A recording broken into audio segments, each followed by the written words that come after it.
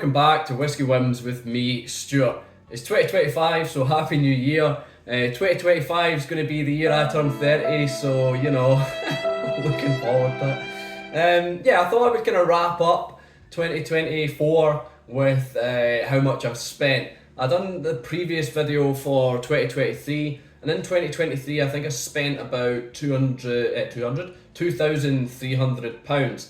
So we might have Charlie, I was going to say, we might have Charlie joining us, but that's fine. He'll just show his butthole off. So I thought I'd wrap up 2024 with how much I've spent. I was going to look back on it with fond memories, but I think that'll just be me talking more dribble. It was a year for whiskey for sure for me. I had the Fife Whisky Festival in March. It feels so long ago, maybe May. I don't know. I had the Fife Whisky Festival, I think they do it in March. And then we went to Campbelltown with the Tabes guys in August, so that was pretty mental. And that was definitely where the majority of my expenditure came from. So we'll go down it the same kind of format. I'm going to read from my phone because it's so exciting to watch someone read from a phone on camera. Are you being sarcastic, dude? I don't even know anymore. And we'll go down each month. January I spent sweet FA, absolutely zilch in 2024, and it's probably going to be the same maybe for 2025. I'm not sure. There is a bottle that I've got my eye on just because of the label, and it's the Tullibardine. I don't know how. It's so complicated. Everybody says things differently. But anyway, Tullibardine from Thompson Bros. They share Blackford. I believe it's Blackford. Is it the A9? Anyway, on one of the motorways. Maybe not the A9, but yeah, they share Blackford, the kind of industrial site, with Highland Spring. So Thompson Bros got KMGA to do a label, and she's kind of made it replicated the old Highland Spring bottles. So yeah, that's pretty cool, and that's why I want the bottle, is because of the label basically. And I do like Tullibardine. I think they're definitely one to watch. But anyway. So February was a sort of expensive month. I was in Aberdeen just by chance, Aberdeen Whisky Shop. I remember it. I think were we delayed or was it on a course? There was something like that. I was in Aberdeen for some reason or another, and me and one of my friends from work, we popped into Aberdeen Whisky Shop, and whilst we were chatting to Nick, he let us try the Glenallachie 18, the new rebrand. And whilst we were chatting to Nick, he had Daft Mill delivery come in. So that was Daft Mill 2011. I'm guessing that was the summer release. It must be because the winter release was just came out. That cost me £100. And then I also bought the Springbank Local Barley 13 for £100. I can't remember where I got the Local Barley from. So that was February. February was £200. March we had nothing on March either. April, nothing at all, which is quite a surprise. So I think after February, when I spent £200, I was trying to limit myself this year, or 2024. I was trying to make sure I wasn't spending as much as last year, and I've somewhat achieved it. But yeah, we'll get into that. So May was the next time I spent something, and it was the Ardnahoe 5, which I think is brilliant, a great inaugural release. That was £70, and Seven Sons Ryan's blend that has his name on it, which is on the shelf, and I've opened and I'm enjoying that. That was £42. So May was £112. So we've spent £312 so far. So July, is that how it goes? January, February, March, April, May, June. That's terrible that I need to do it in chronological. Anyway, June was the next month, which makes sense because June's the next month on here, which was the Long Row Red, 7-year-old, which is this one, still sealed. This was £75, and I'm pretty sure Mark from the Tabes group and also Patreon picked this up from the Good Spirits Company. He wasn't too fussed, and I just said, yeah, I'll take it. So that was £75. I then also managed to get myself, I went into the Good Spirits Company, and this was when I was on a day out with the missus, and I managed to pick up Springbank 12 Cask Strength for £72, which I have never had before. I've obviously tried it and had samples and stuff, but I've never actually had my own bottle. So I picked up a bottle of that because I thought, yeah, this is kind of fate. The whiskey gods are telling me to pick it up. And then also I purchased that Ardnamurchan the Good Spirits Company own bottle with the Golden Promise barley. So that was £89.50. So in June, it is kind of, it's somewhat, I mean, February 200, May 112, and then June £236.50. So it's kind of hovering, fluctuating a little bit. There's no real trend there so far. July, a Highland blend from Thompson Bros. Once again, the label, I said previously, when I kind of first started reviewing Thompson Bros, like, their labels are cool, and we can't deny it, that they are cool. But now they've got this kind of almost infringing element, if that makes it. Is infringing a noun? Can you use it as a noun? But yeah, an infringement-like element to them. Yes, I think it's still legal. I don't think they're getting too many cease and desists.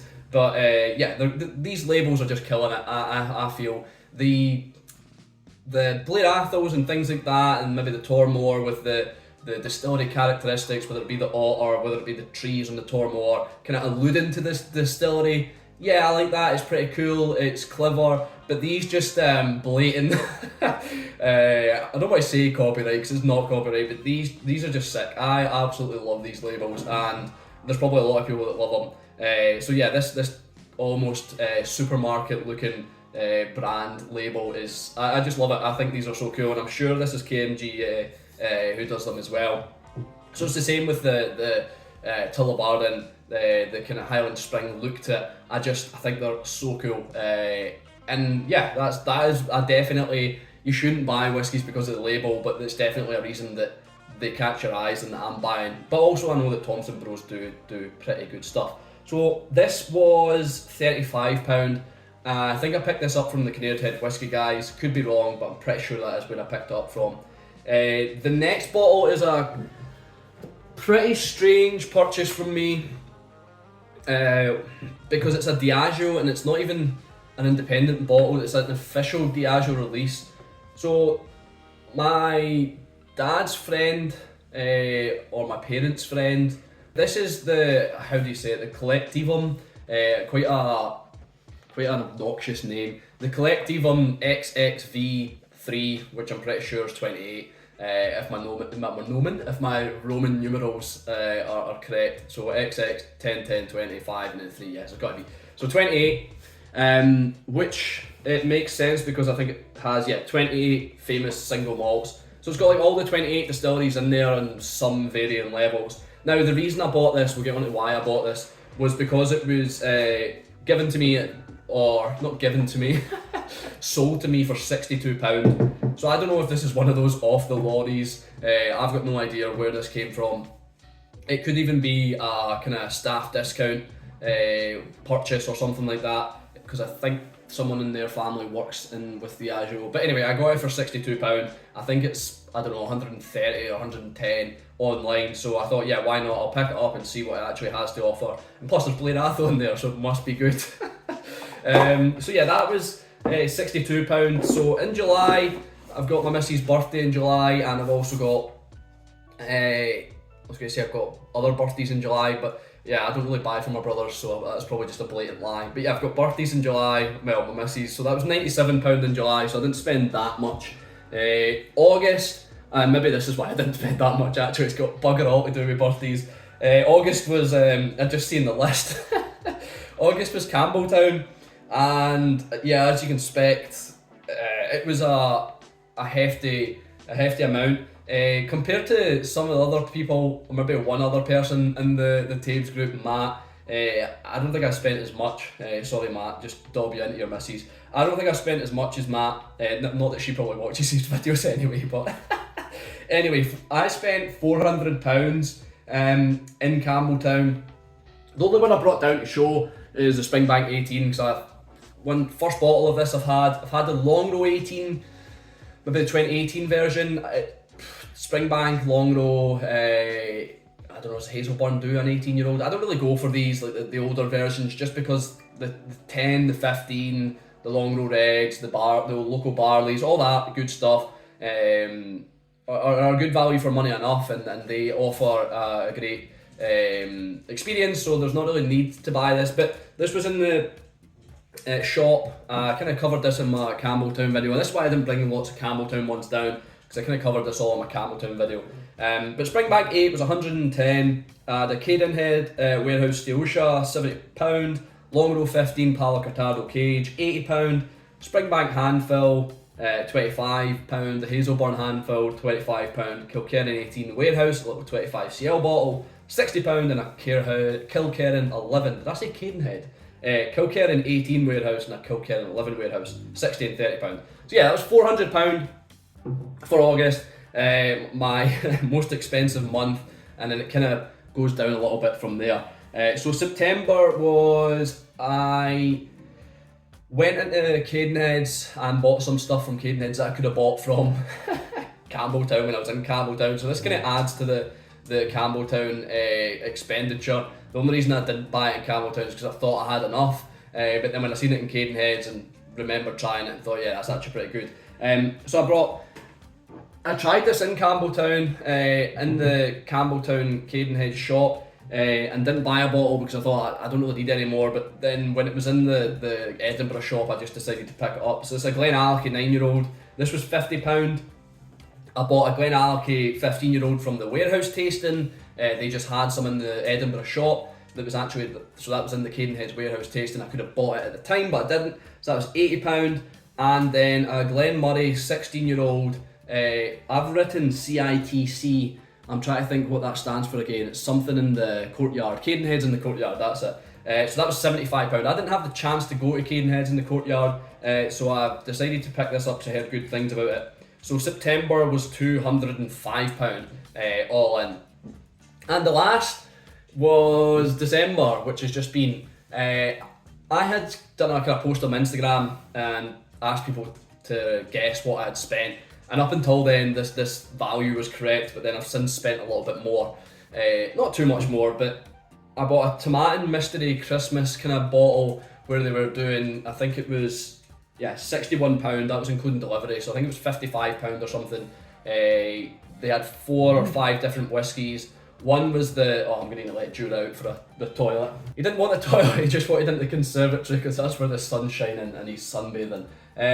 So yeah, the Tomatin kind of Mystery Christmas, 4 or 5 different whiskies, all ranging different prices. The official prices were more than £55, so it seemed like a good deal. Obviously a heavy marketing ploy to get some sales. But yeah, you could have got the 30-year-old, which I think is like £400 or £300, and then a couple other whiskies, like standard whiskey. So I got the Italian range, Italian series, which is the Amarone, 12-year-old Amarone cask finish, and I ended up giving that to Stevie just recently, not for Christmas or anything, I just thought he would enjoy it more. So yeah, that was £61, and then I got delayed going out to work. So I was in Aberdeen and I decided to drive up to Fraserburgh because the guys up there with Kinnaird Head Whiskies, hopefully that folksies, were having a pop-up shop. So I drove up there just to kind of chat nonsense and just show face basically, but I kind of had an idea that I was going to buy a bottle. I didn't know what it was until I seen this naughty signatory Macallan, or sorry, should I say signatory M. Speyside M, 2011, 13-year-old, 57.1%, and this was £57, can you imagine? So I'm not sure if they bought this years ago when Macallan were throwing away new make by the bucket load or by the lorry load, or when they bought this to release it so young, but yeah, they've released it at this price and that is what it is. No point in worrying about that. So that was £118 in December. So that's the year completely done. We'll run through the months again, and hopefully this video has been somewhat worthwhile, and we'll get the total as well. I don't think the total's as bad as last year, but it's, what was last year, 2,300. So February 200, May 112, June £236.50, July £97, August £400, September 205, and December 118. So there's plenty of months where I wasn't buying whiskey, so it's not like I was buying a whiskey every month. And I'm thinking 2023 was kind of a lot worse. So 2024 total was £1,368.50, which, as I probably said in the 2023 version, like, it's an insane amount of money to be spending on whiskey to be spending on alcohol. However, I'm starting to care less about how much I'm spending. Like, yes, I cut down this year. It looks like just about half, or maybe just over half. But I am caring less because the way I'm seeing it is it's a hobby. How much do people spend on golf a year? How much do people spend on, I don't know, cars or collecting stamps? What do people do for hobbies? I don't know. Yeah, collecting stamps. I know golf is one, and that's expensive. So yeah, 1,300, 1,300, 600. I can't say 1,368 for the year for a hobby. Out with going to like Campbelltown and going to the Fife Whisky Festival, that kind of side of things, and accommodation and stuff. I think it's a pretty cheap hobby, and plus I get to get a bit hammered out of it. So yeah, thanks for watching. I've been Stuart. This has been Whiskey Whims. I'll see you later.